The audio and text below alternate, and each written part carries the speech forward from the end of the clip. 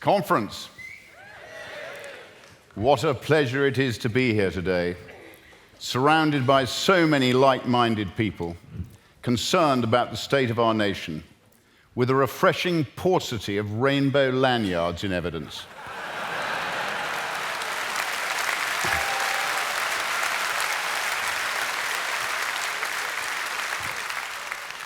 Since our last gathering in Doncaster, we have won 4.1 million votes at a general election,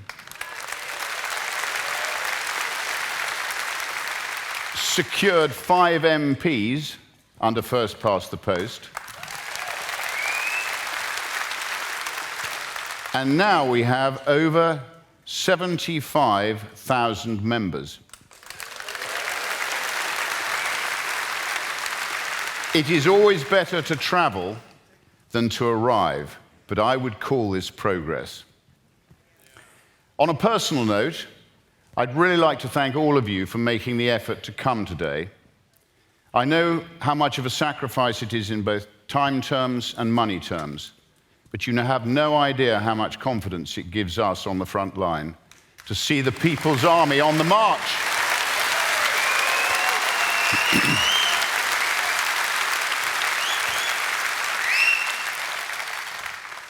It is said that a picture says 1,000 words, so here it is.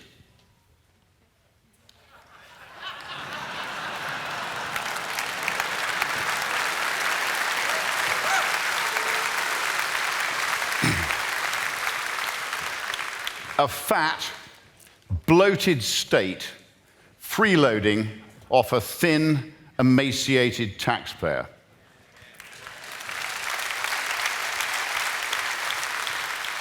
Next time you encounter some Orwellian virtue-signaling doublespeak from local or national government, remember this picture and reflect on the fact that you elect them and your taxes pay for them. Who should be the servant and who should be the master?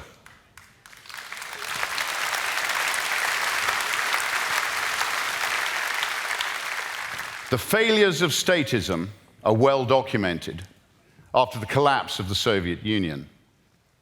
Collectivism undermines individual responsibility and fosters a culture of rule by committee.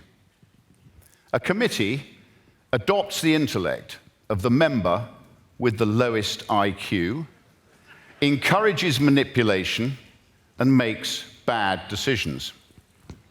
Recent examples in the UK include the post office scandal,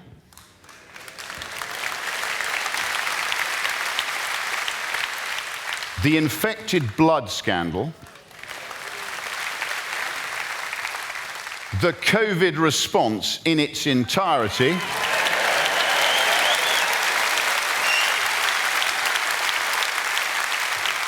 including forcing an experimental jab on millions of people.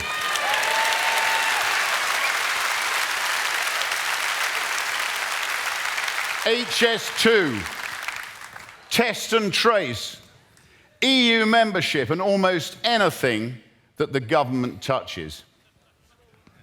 They foster a dependency culture and lose sight of the fact that governing means serving the electorate who empower them.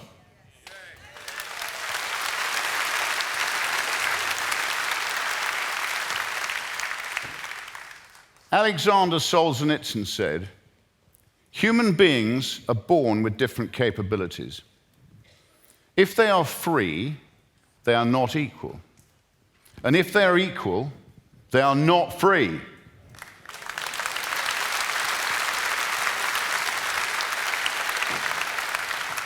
Being free is the key to human success and sustainable relationships. Freedom of speech in Parliament and the country is central to our unwritten constitution through the Glorious Revolution and the Declaration of Rights in 1688. It is the foundation of the relationship between the people, the electorate, the elected assembly, parliament, and the monarchy. Parliament is the elected assembly wielding sovereign power, with the monarch as the titular head and the Lords providing continuity and guidance. This formula served us well until 1997, when Tony Blair, Gordon Brown, Peter Mandelson, and Alistair Campbell conspired to undermine our written constitution through malignant legislation, empowering unaccountable, unelected quangos, regulators, and the EU at the expense of parliamentary power.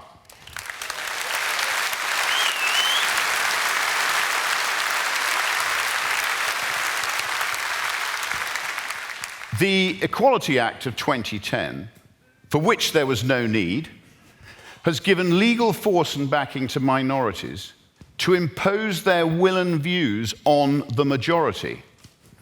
This has fostered the rise of the rule of lawyers, not the rule of law, created unnecessary division in the country, and suppressed free speech across society.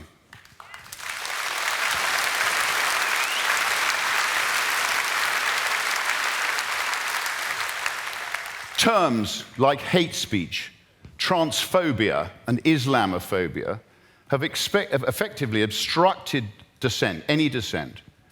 Doubt and victimhood have been encouraged, resulting in young people submitting to, rather than dealing with their problems, citing mental health issues.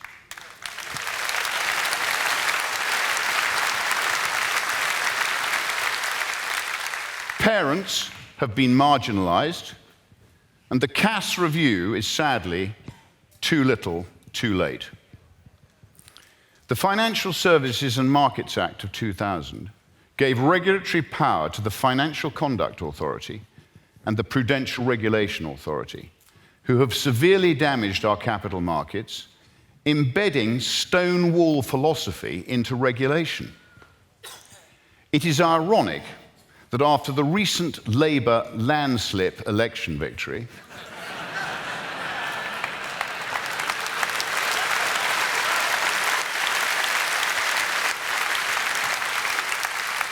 Rachel Reeves will not be able to manage the British economy without another quango, the Office for Budget Responsibility, signing off on her proposed business plan. Their track record of forecasting has been lamentable, and they will no doubt be blamed for the inevitable failure of a statist Labour approach to economics. In 1997, Britain was in good shape, largely due to the Thatcher legacy. We knew who we were.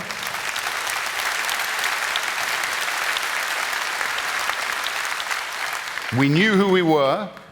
We were still one country. We had sidestepped the euro thanks to Sir James Goldsmith's referendum party. Our public finances were in excellent shape. Taxes were one of the lowest in Europe. And public spending accounted for only 32% of economic output. Most importantly, the population was stable and immigration was under control. Today, national debt has exploded 500% to £2,770 billion. Public sector spending accounts for 46% of economic output. The private sector is being crowded out by the state. Mass legal and illegal immigration is out of control. And over 9 million people of working age do not work. Markets will soon exact their price for the folly of the last quarter of a century as a result of the failure of the two-party duopoly, Labour and the Tories. Both of them are jointly responsible with the civil service for undermining our constitution, deceiving the electorate, and feathering their own dishonest nests.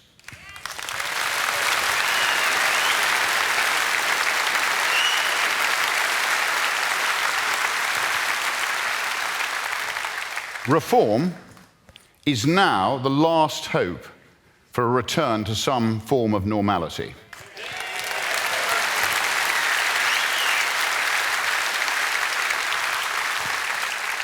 The majority will prevail over minorities, and 17.4 million people who voted for Brexit must be rewarded with delivery of the independent nation state for which they presciently opted, against all the odds.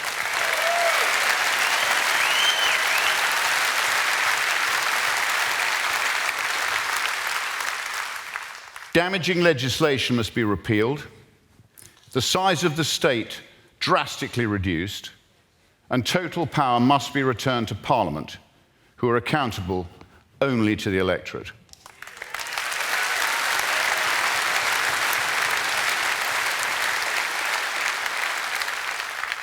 We have been living through a period of madness akin to the South Sea Bubble, the Mississippi Scheme, and tulip mania, when men think in herds, go mad in herds, and only recover their senses slowly, one by one.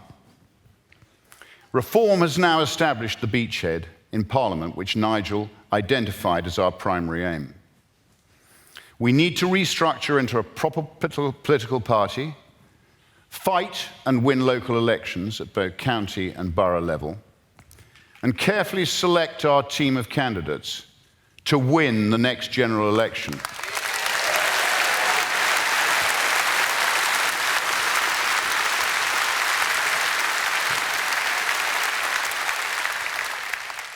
First past the post has its issues, but our 5 MPs have proved that we can win in that system.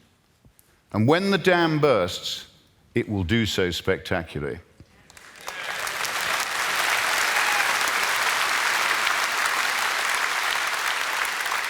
We have a plan to help support our candidates and guide them through the experience we have gained over various electoral forays.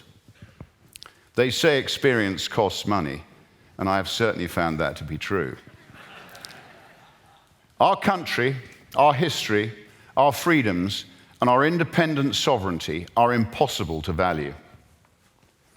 It is now a case of not just can we win, we must win.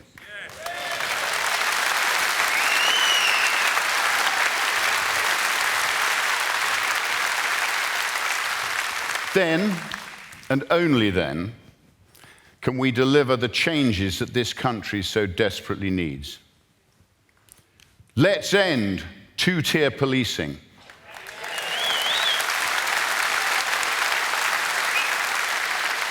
Ensuring that the law is applied fairly and equally to all. Let's back small businesses.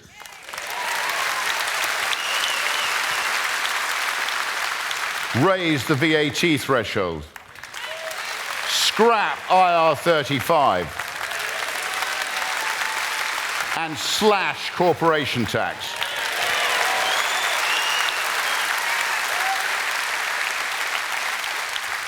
We must reward risk-taking entrepreneurs who build businesses, employ people, create wealth, and above all, pay taxes.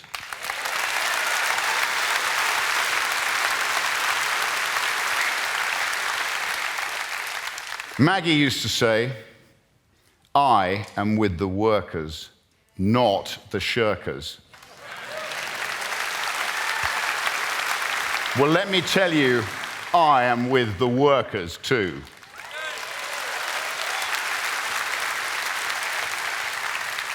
Let's scrap every diversity-related role in a vastly reduced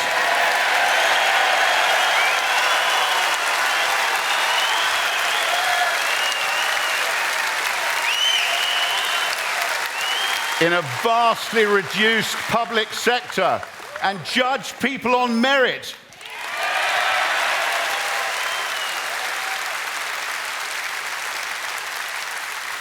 Singapore propagated a small, highly paid, effective state based on merit alone. and now enjoy GDP per capita twice as high as that of the UK. Let's repeal the Human Rights Act of 1997.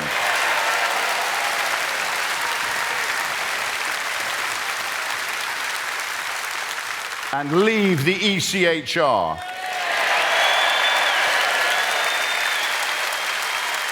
Thereby stopping the influence of foreign judges on British law.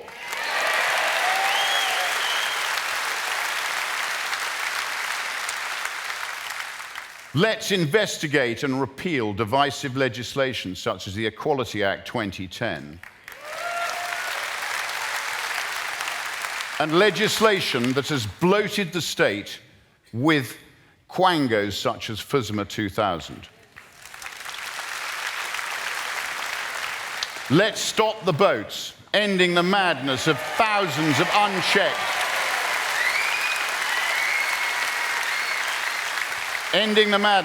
allowing thousands of unchecked foreign young men into the country illegally.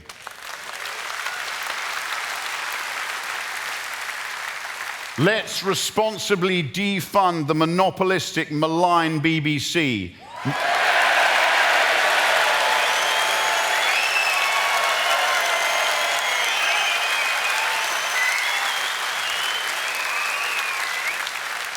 Making it a subscription service and let the people decide its fate. Let's scrap 20-mile-an-hour limits. Low traffic neighborhoods. End the war on motorists and allow free enterprise to flourish. Let's reverse devolution and restore our Act of Union.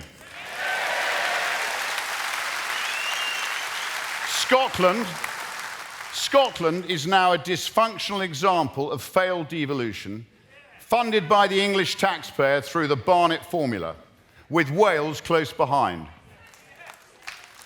Less government must be better for all citizens.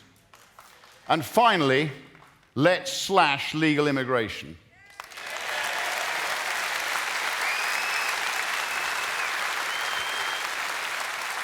To put it simply, we are full.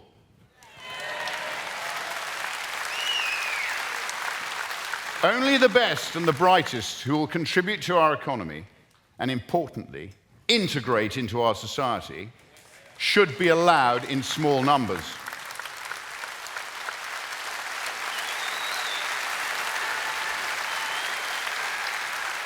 Uncontrolled mass immigration is the root cause of so many of our issues, yet the political establishment refuses to acknowledge it. Either they're incompetent or they're lying.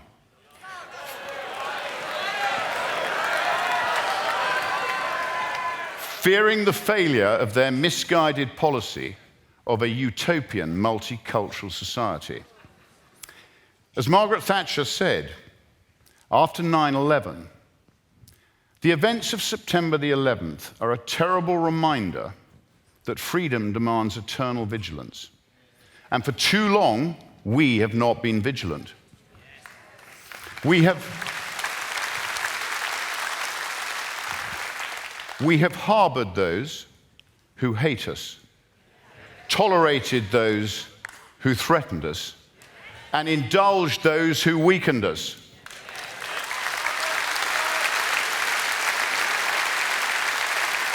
Did anybody listen?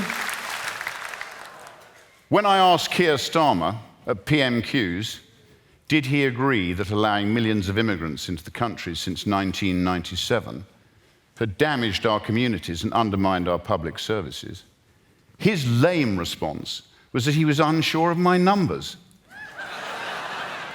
What was he questioning? Whether millions of people had entered the country since 1997?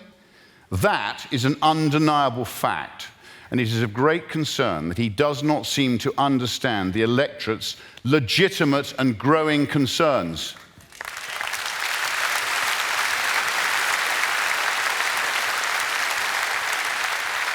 Sadly, His instincts as a human rights lawyer, from which he has earned his living, is embedded in his DNA. The current formula simply isn't working, and change is now essential. Challenging the over-complex legal system is hard for a law-abiding nation.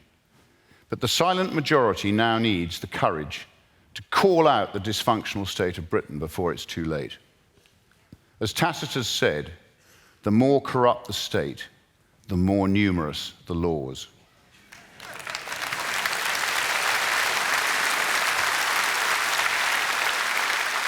Our collective objective has to be a reform government between now and 2029, which represents the interests of the British people. As Winston Churchill said, the farther back you can look, the farther forward you are likely to see.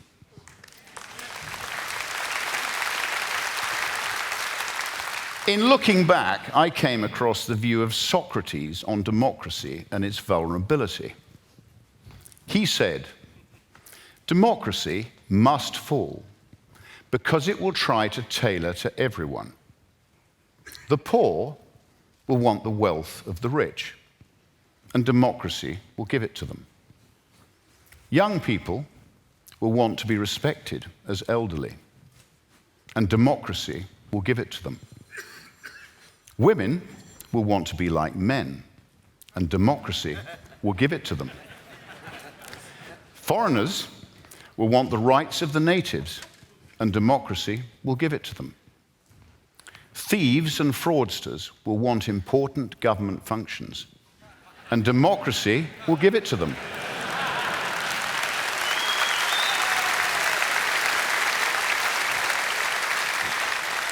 And at that time, when thieves and fraudsters finally democratically take authority, because criminals and evildoers want power, there will be worse dictatorship than in the time of any monarchy or oligarchy.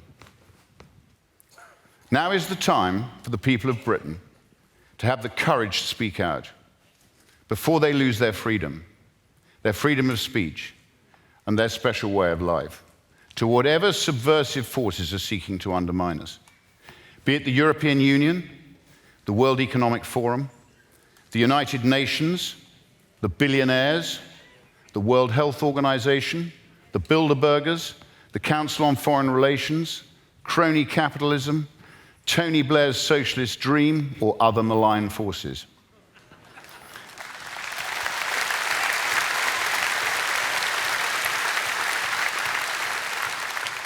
Reform represents the people, fairness, common sense, and an accountable government in Westminster for the British people.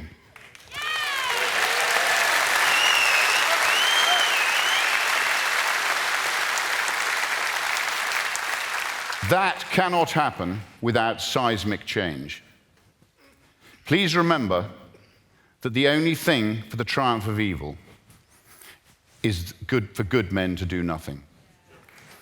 We must now collectively, but legally, bring the fight to them. Thank you.